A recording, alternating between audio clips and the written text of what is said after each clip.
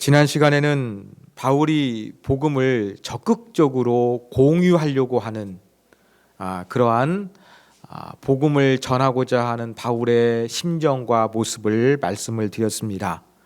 그러면서 바울은 복음을 부끄러워하지 아니한다 그렇게 표현을 했는데, 그 이유는 복음이 인간을 구원하는 하나님의 능력, 즉 하나님의 의, 제가 이것을 하나님께서 인간을 구원하고자 하는 구원 행위라고 제가 이렇게 말씀을 드렸습니다. 이렇게 복음은 능력인데 인간을 구원하고자 하는 하나님의 구원 행위가 담겨져 있다는 것입니다. 이게 하나님의 의입니다. 그런데 18절에 와가지고는 갑자기 사도 바울이 하나님의 진노를 언급합니다.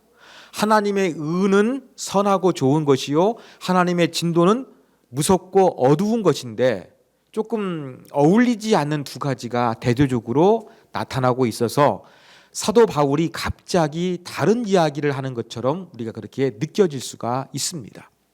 그런데 말씀을 깊이 있게 살펴보면 하나님의 의와 하나님의 진노는 아주 밀접하게 연결이 되어 있습니다. 하나님의 구원하는 행위가 왜 나타날 수밖에 없겠습니까? 하나님께서 진노를 참으시고 마음을 바꾸는 놀라운 구원의 은혜를 우리에게 베풀어 주셨기 때문입니다. 사도 바울은 이제 하나님의 진노를 언급하는데 인류 전체가 죄에 빠져 있음을 그렇게 지적을 합니다. 이러한 내용은 18절부터 3장 20절까지 계속 이어지게 됩니다.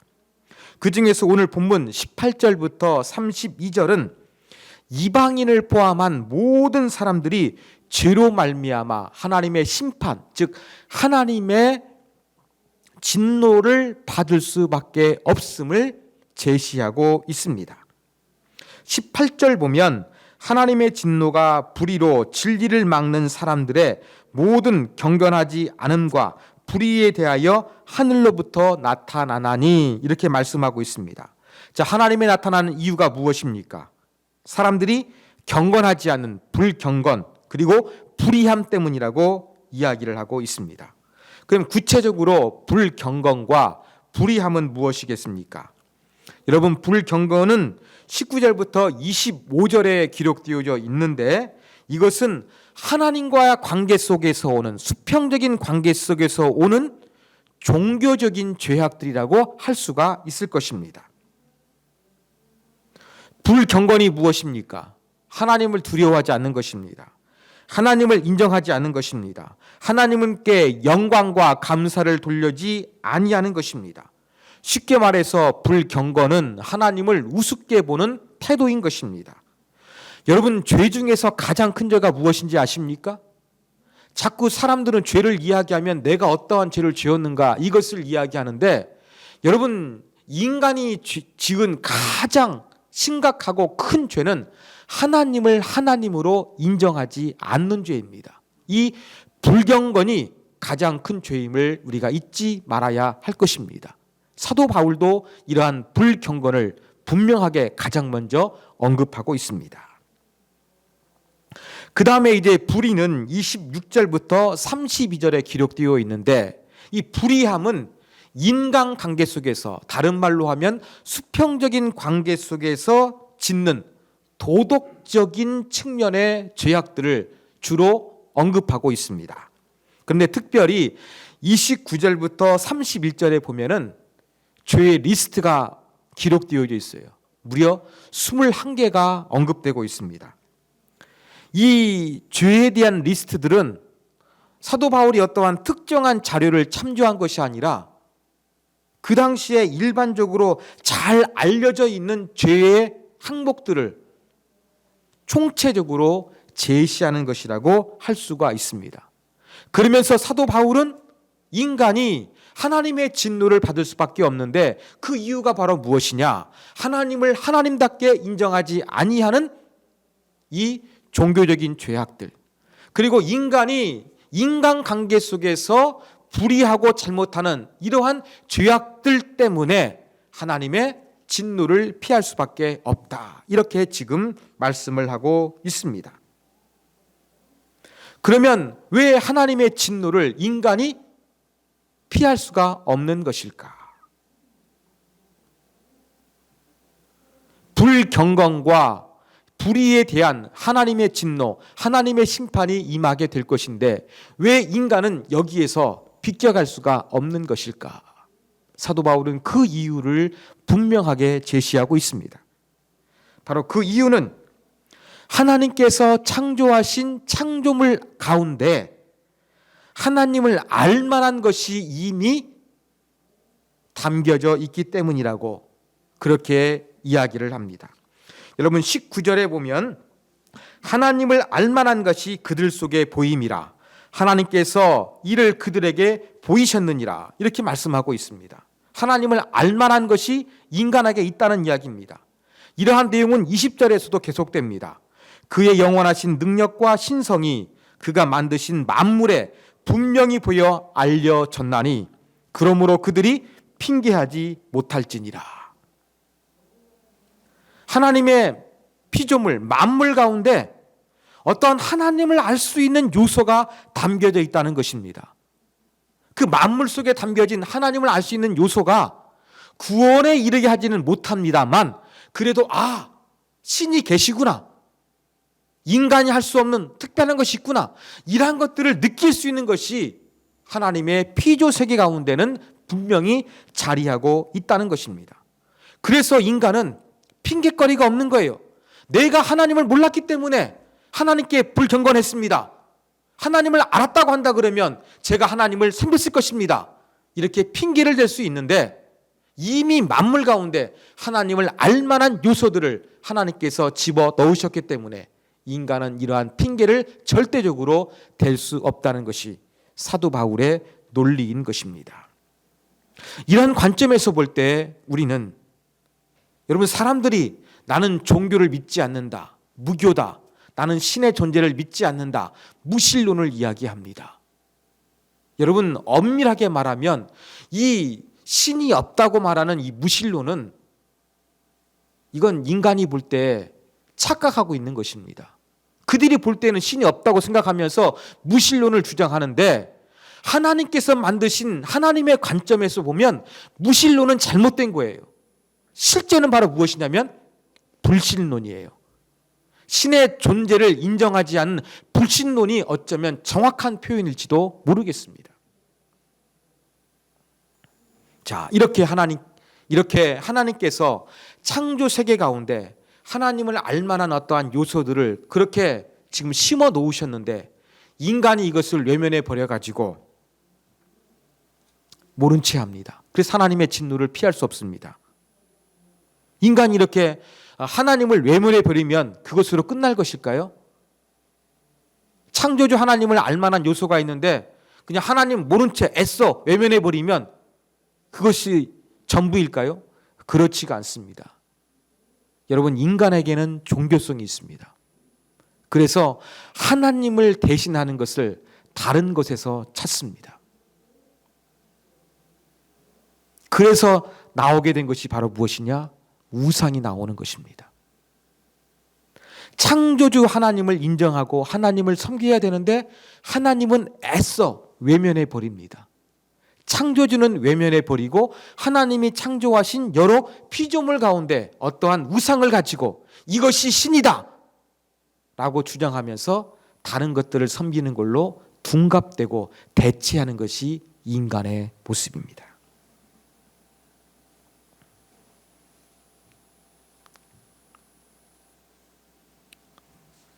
인간은 스스로 지혜가 있다고 생각을 합니다. 하나님 없이도 살 수 있다고 착각을 합니다. 근데 하나님은 인격적인 분이세요. 하나님은 창조 만물 가운데 하나님을 알만한 요소를 넣어두셨고 우리가 의지를 가지고서 하나님을 인정하고 하나님을 예배하기를 원하십니다. 또 하나님의 뜻 가운데 우리가 철저하게 순종하기를 원하십니다. 하나님은 로봇처럼 나를 강하게 조종하는 것이 아니라 가만히 기다리시면서 우리가 자발적으로 인격적으로 그렇게 행하기를 원하시는 분이 하나님이십니다. 여러분, 다른 종교들처럼 그냥 형식적으로 그냥 아무 생명력이 없는 우상에 갇혀가지고 비나이다 비나이다 하면서 그냥 예배 드리면 끝이 나는데, 하나님은 인격적이고 살아계신 분이기 때문에 그 이상을 우리 가운데 요구하시거든요. 그러니까 인간의 입장에서는 하나님이 부담스러운 거예요.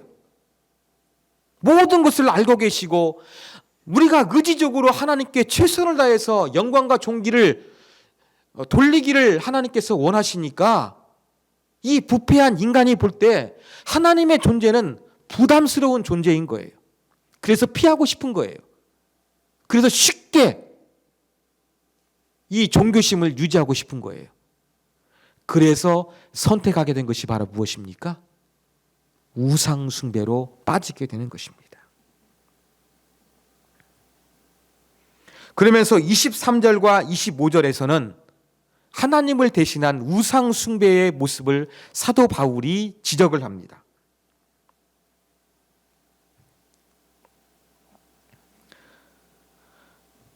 여러분, 23절에 보면 썩어지지 아니하는 하나님의 영광을 썩어질 사람과 새와 짐승과 기어다니는 동물의 모양의 우상으로 바꾸었느니라. 대체했다는 겁니다. 하나님의 자리를. 25절도 마찬가지입니다. 그들이 하나님의 진리를 거짓 것으로 바꾸어 피조물을 조물주보다 더 경배하고 섬김이라. 바꾸었다는 단어가 정말로 중요합니다. 인격적인 하나님, 이 하나님께서 요구하시는 것이 부담스러우니까 인간이 편하게 섬길 수 있는 우상으로 바꾸어 버렸다는 것입니다. 그런데 이것으로 끝이 아닙니다. 26절에 보면은 이제는 우상 숭배와 더불어 또 다른 죄악이 파생이 됩니다. 26절에 이러한 구절이 있습니다. 그들의 여자들도 순리대로 쓸 것을 바꾸어 영리로 쓰며. 이 무슨 말입니까? 여러분, 오늘 본문 가운데 성경 속에서 동성애를 가장 자세하게 기록하고 있는 부분입니다. 먼저 여자들의 동성애를 언급합니다. 여자들이 순리대로 쓸 것을 바꾸었다는 게 무엇입니까? 여자들이 성적인 관계를 남성과 맺는 것이 아니라 여성끼리 맺는 것으로 바꾸었다는 이야기입니다. 하나님 대신에 편리한 우상 숭배를 찾을 뿐만 아니라 그 타락한 인간의 마음 가운데는 편하게 이렇게 종교성을 유지하려는 마음뿐만 아니라 또 다른 어떠한 심리가 있느냐? 정욕과 탐욕이 있다는 것입니다. 이 주체할 수 없는 정욕과 탐욕 때문에 동성애적인 형태가 나타나게 되었다. 이것이 지금 사도 바울이 강조하고 있는 것입니다. 여러분, 하나님과의 이 수직적인 관계가 잘못된 것으로 그치지 아니하고 이 타락한 인간은 이 수평적인 관계까지 잘못되게 만들어 놓는 엄청난 결과로 나타나게 된 것입니다. 여러분, 이 브레이크가 난 자동차는 멈추지 않냐고 계속 질주를 합니다. 마찬가지입니다. 이 죄악 가운데 빠져서 하나님을 애써 외면해버린 인간은 이 죄악의 죄악을 거듭 지을 수밖에 없는 존재입니다. 하나님을 외면하고 종교성을 다른 것으로 대체해버립니다. 그것이 우상숭배였습니다. 이 우상숭배로 끝나는 것이 아니라 계속 무한 질주를 하면서 죄악으로 나아갑니다. 그게 바로 무엇입니까? 정욕과 탐욕을 참지 못하고 동성애로 빠져버리는 모습을 사도 바울은 제시하고 있는 것입니다. 여러분, 성적인 타락은 우상숭배하고 상당히 밀접하게 관련되어 있습니다. 고대의 로마, 고린도 도시는 아주 유명한 우상의 도시였습니다. 근데 동시에 이 로마와 고린도 도시는 성적으로 매우 문란했던 곳이기도 했습니다. 겉으로는 신을 숭배하는 것 같았지만 잘못된 쾌락과 정욕을 숨기고 있었던 그 도시가 바로 로마요 고린도 도시였던 것입니다. 그러면 사도 바울은 동성애가 하나님의 창조 섭리에 어긋난다는 것을 분명하게 언급합니다. 제가 영어를 잘 못합니다만 가끔은 해외 뉴스를 좀 얻기 위해 가지고 CNN 방송을 틀어놓을 때가 있습니다. 그러면 뉴스를 진행하는 앵커가 나옵니다. 상당히 유명한 사람도 있습니다. 그러면 그 사람 이름을 제가 검색해 봅니다. 그러면요, 제가 뉴스가 보기 싫어집니다. 왜 그런지 아십니까? 뉴스를 진행하는 앵커가 동성애자들이 많은 거예요. 저는 이 동성애자들이 진행하는 뉴스를 보지 못하겠어요. 그냥 채널을 돌려버립니다. 저는 이렇게 동성애자적인 환경을 이렇게 뉴스를 통해서 간접적으로 경험하고 있는데 사도 바울은 어떠했을까요? 사도 바울은 대단한 엘리트였습니다. 사람들이 그토록 가지기를 원했던 로마의 시민권을 가지고 있는 사람이었습니다. 유식한 사람이요, 로마 시민권자인 사도 바울은 전도하면서 이 로마 제국의 여러 곳곳을 전부 다 여행하고 다녔습니다. 사람들의 실상을 알았습니다. 그게 바로 무엇이었겠습니까? 성적으로 문란하고 타락한 것을 알았다는 이야기입니다.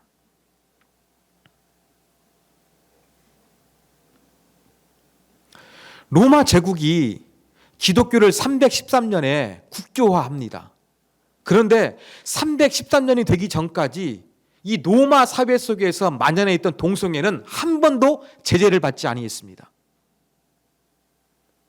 여러분, 성과 관련된 영어의 표현들이 있는데요, 그 성과 관련된 이 영어의 단어들은 어디에 기원을 두고 있느냐?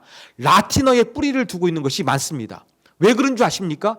그만큼 로마가 성적으로 문란하고 타락했기 때문입니다. 여러분, 그리스 사회에서도 동성애가 상당히 만연했습니다. 근데 그리스 사회에서는요, 조금 가방끈이 긴 사람들, 사회적으로 신분이 높은 사람들이 동성애를 즐겼어요. 그런데 로마 시대에 와서는요, 귀족만이 동성애를 즐긴 것이 아니라 개나 소나 심지어 노예들까지 그렇게 동성애를 즐겼던, 타락했던 문화가 만연했던 곳이 바로 바울 당시 로마 제국이었습니다. 로마 제국이 계속 번성해 갔습니다만 말년으로 갈수록 이 동성애도 집단적으로 행해졌고 혼음이 곳곳에서 성행하였고, 로마에서 최대 돈 벌 수 있는 사업은 무엇이었느냐? 매춘이라는 기록이 있습니다. 2세기경에 기록된 수에토니우스가 12명의 황제절이라는 책을 썼습니다. 이 책에 보면은 로마 황제들의 성적인 생활을 기록하고 있는데 12명 중에서 무려 이 글라우디우스 황제 뺀을 제외한 나머지 11명은 모두가 동성애를 즐겼습니다. 여자하고도 관계도 하고 남자하고도 관계도 하는 이러한 성적인 문란함을 로마 황제 대부분들이 이렇게 했다는 이야기입니다. 이런 것들 통해서 로마 사회가 얼마나 성적으로 문란했고 얼마나 동성애가 만연했는지를 보여주고 있는 것입니다. 그 이유가 무엇입니까? 하나님을 섬기지 아니하고 우상을 섬기며, 이것이 우상 숭배로 그치는 것이 아니라 잘못된 정욕과 탐욕으로 이어진 것을 사도 바울이 제시하고 있는 것입니다. 자, 이렇게 인간은 하나님을 외면하고 거듭거듭 죄악에 죄악을 쌓아 올렸습니다. 이러한 인간에 대하여 하나님은 어떻게 반응하셨을까요? 24절 이러한 표현이 있습니다. 내버려 두셨느니라. 동성애 할 수 있도록 마음의 정욕도로 더러움에 내버려 두셨다, 이렇게 표현하고 있습니다. 26절도 마찬가지입니다. 저희를 부끄러운 욕심에 내어 주셨으니. 또 28절에 보면은 저희를 무가치한 마음에 내어 주어 마음대로 버려두사, 이러한 표현이 있습니다. 여러분, 내버려 두사, 내버려 두셨으니, 내버려 두사, 이런 표현이 등장하고 있습니다. 원어로 똑같은 단어입니다. 이렇게 죄악의 죄악을 거듭하고 있는 인간에 대하여 하나님의 반응은 그냥 가만히 내버려 두신 거예요. 하나님을 외면하고 우상을 숭배하고 탐욕과 정욕을 이렇게 저지르고 있는데 하나님은 여기에 대해서 즉각적으로 심판하신 것이 아니라 가만히 내버려 두셨다는 이야기입니다. 여러분, 뭔가 잘못한 모습이 보이게 되면 어떻게 합니까? 우리 가정에서 이 부모 자식 간에 잘못한 모습을 보이게 되면 어떻게 합니까? 절대 그러면 안 돼라고 하면서 그 행동을 제지합니다. 그렇죠? 근데 고집을 피워가지고 말을 듣지 않아요. 그거 어떻게 합니까? 그래? 네 마음대로 한번 해봐. 당해보라는 것입니다. 어쩌면 하나님의 마음도 이와 비슷했는지도 모릅니다. 인간이 하나님을 외면하고 우상을 숭배하고 잘못된 정욕과 탐욕을 쫓으니까 그래, 너희가 그것을 원해? 마음대로 한번 해봐. 너희의 탐욕과 정욕 마음대로 추구해서 끝까지 갈 때까지 한번 가봐. 하나님께서 이렇게 말씀하시는 것 같습니다. 그런데 이러한 인간의 불의와 잘못에 대해서 가만히 내버려 두시는 것이 하나님을 믿는 사람들에게는 정말 답답하게 느낄 때가 많이 있습니다. 저 사람 정말로 성적으로 문란한데 잘 살고 있거든요. 천벌을 받았으면 좋겠는데 천벌은커녕 승승장구하고 있거든요. 하나님, 어찌 된 것입니까? 당신이 살아계시다면 어찌 이러한 일이 발생할 수 있습니까? 고귀한 생명을 빼앗아가는 미치광이 독재자나 전쟁광이 다른 나라를 침략해가지고 엄청나게 많은 사람들의 피를 빼앗아갑니다. 우리 집사님 아까 기도 가운데 언급했습니다만 더 많은 그 이윤을 남기기 위해 가지고 자기 회사의 직원들에 대해서 더욱더 착취하는 강압적인 이러한 사주들도 많이 있습니다. 이런 악덕 기업들, 악한 사람들, 또 어떤 사람은 거룩함을 추구한다고 하면서 이단으로서 잘못된 가르침을 가르치고 있는데 이러한 사람이 성적으로는 쾌락을 즐기고 엄청나게 신도들을 유혹해가지고 재물을 불려 모아가지고 호의호식을 하고 살아갑니다. 그러면서도 빨리 죽지도 않고 장수합니다. 여러분, 이런 모습 볼 때 조금 울분이 터지지 않습니까? 아니, 이렇게 불의한데 어찌 인간으로 저럴 수 있을까? 이런 마음이 드는데 하나님이 침묵하시니까 하나님이 계시지 않는 것처럼 그렇게 느껴지는 순간이 여러분 종종 우리가 살아가다 보면 찾아오지 않습니까?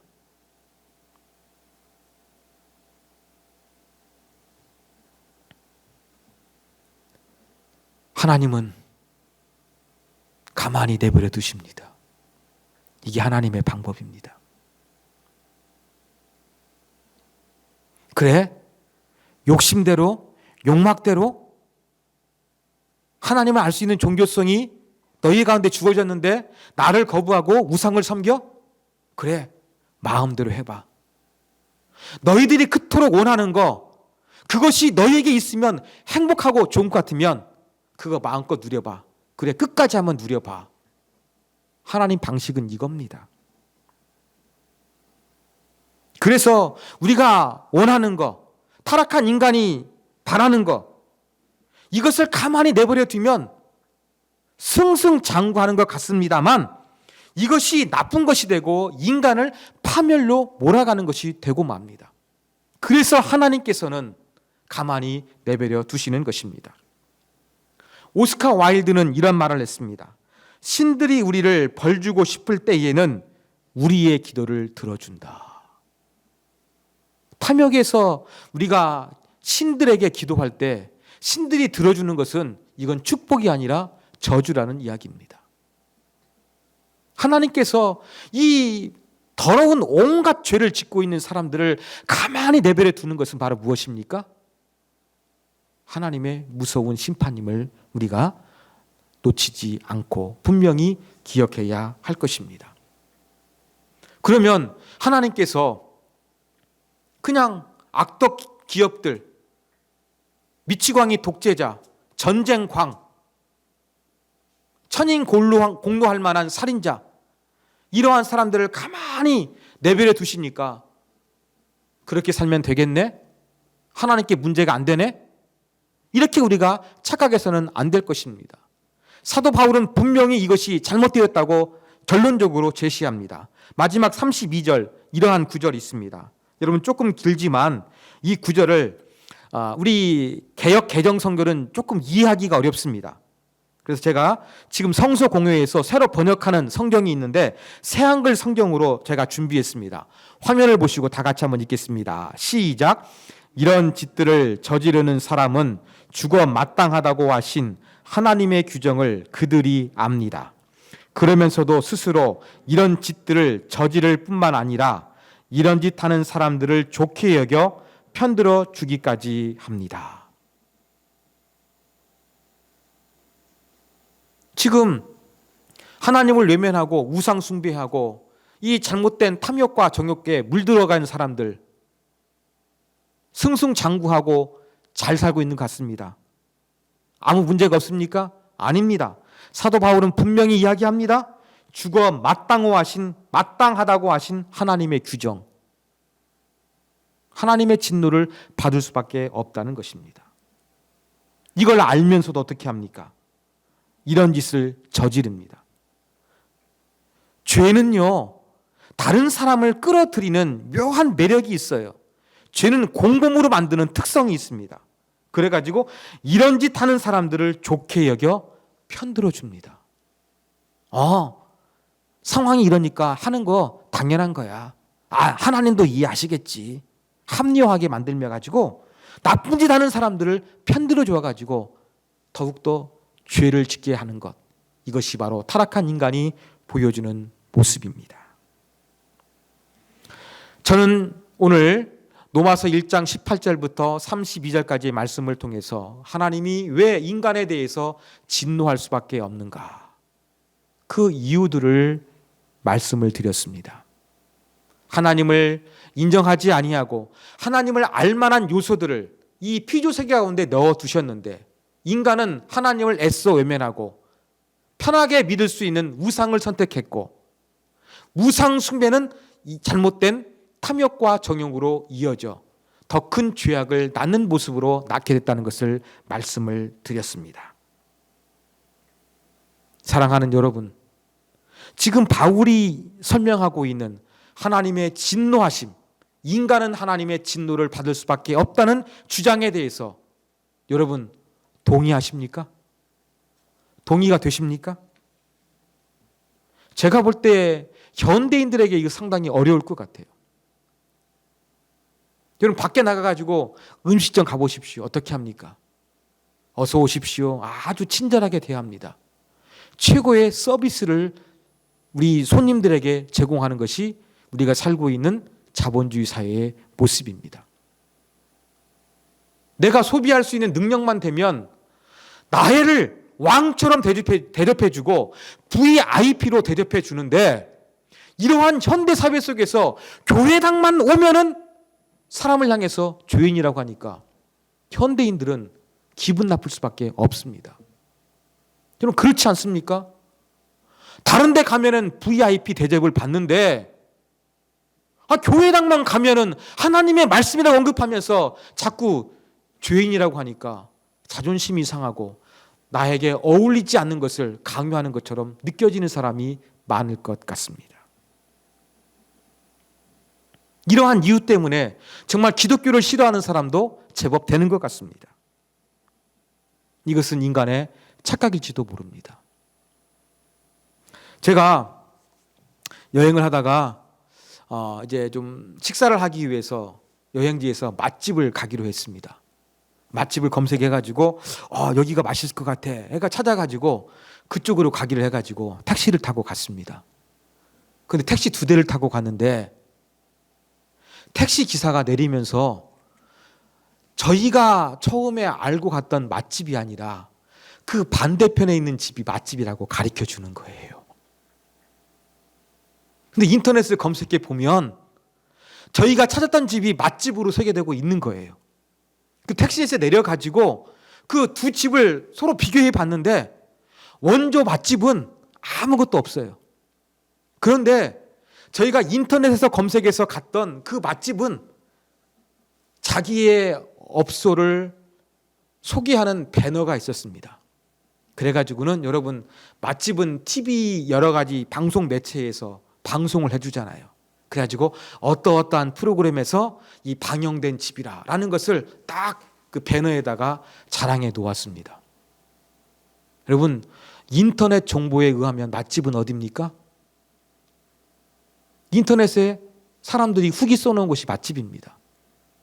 그 현장에서 그냥 두 집을 살펴보면 TV 방송에 우리 집이 나왔다고 선전하고 있는 바로 그 집이 맛집인 것처럼 보입니다. 사실은 그렇지 않습니다.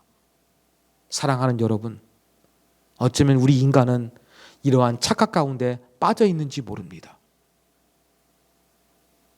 교회만 가면 왜 죄인이라고 하는 거야?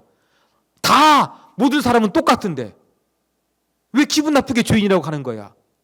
이 죄를 외면하고 싶은 마음이 교회 밖의 사람들에게, 심지어 교회 안에 있는 우리들에게도 있는지도 모르겠습니다. 이러한 주장들, 하나님의 관점에서 보면 분명히 잘못된 것입니다. 원조 맛집을 찾지 못하는 것과 동일한 것입니다. 사랑하는 여러분, 우리는 하나님의 진노를 피할 수밖에 없는 죄인임을 인정해야 할 것입니다. 저의 경우를 한번 말씀을 드리겠습니다. 여러분도 정말 간절히 한번 하나님을 향해서 좀 거룩함을 추구했던 적 있으십니까? 하나님의 뜻과 말씀대로 살기 위해서 열심히 기도하게 되면 자연스럽게 뭐 하게 됩니까? 회개하게 됩니다. 내 죄악이 너무나 더럽고 추해가지고 숨고 싶은 그러한 마음에 빠지게 됩니다. 그리고 이러한 마음이 있는데 막 순간순간 죄악된 생각이 찾아옵니다.